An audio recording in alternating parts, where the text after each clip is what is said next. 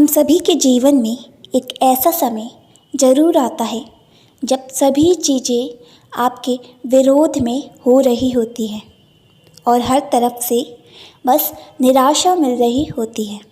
चाहे आप एक स्टूडेंट हैं या कुछ और, आप जीवन के उस मोड़ पर खड़े होते हैं जहाँ सब कुछ गलत हो रहा होता है।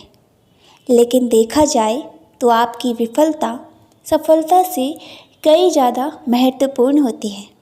हमारे इतिहास में जितने भी बिजनेसमैन, साइंटिस्ट और महापुरुष हुए हैं वो कई बार फेल हुए हैं। जब हम बहुत सारे काम कर रहे हो तो ये ज़रूरी नहीं कि सब कुछ सही ही होगा, लेकिन अगर आप इस वजह से प्रयास करना ही छोड़ देंगे तो कभी सफल नहीं हो सकते। हेनरी फोर्ड जो बिलियनियर हैं और फोर्ड कंपनी के मालिक हैं, सफल बनने से पहले फोर्ड 5 अन्य बिजनेस में फेल हुए थे।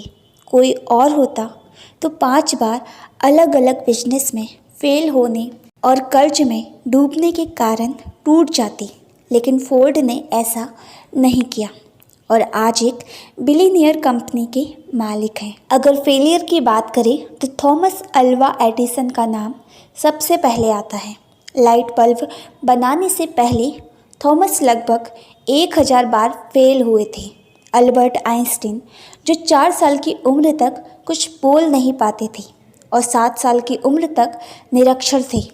लोग उनको दिमागी तौर पर कमज़ोर मानते थे, लेकिन अपनी थ्योरी और सिद्धांतों के बल पर वो दुनिया के सबसे महान साइंटिस्ट बने। अब जरा सोचिए कि अगर हेनरी फोर्ड 5 बिजनेस में फेल होने के बाद निराश होकर बैठ जाती, या एडिसन 999 असफल प्रयोग के बाद उम्मीद छोड़ देते और आइंस्टीन भी खुद को दिमागी तौर पर कमज़ोर मान के बैठ जाते, तो क्या होता?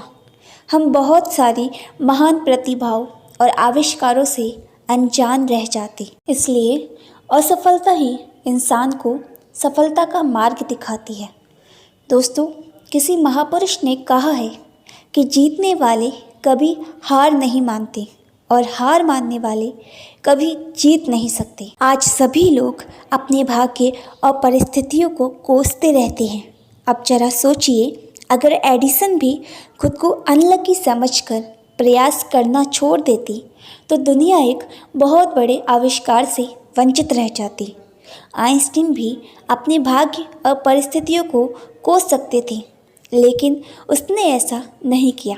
अगर आप किसी काम में असफल हो भी गए हो तो क्या हुआ? ये अंत तो नहीं है ना। फिर से कोशिश करो, क्योंकि कोशिश करने वालों की कभी हार नहीं होती।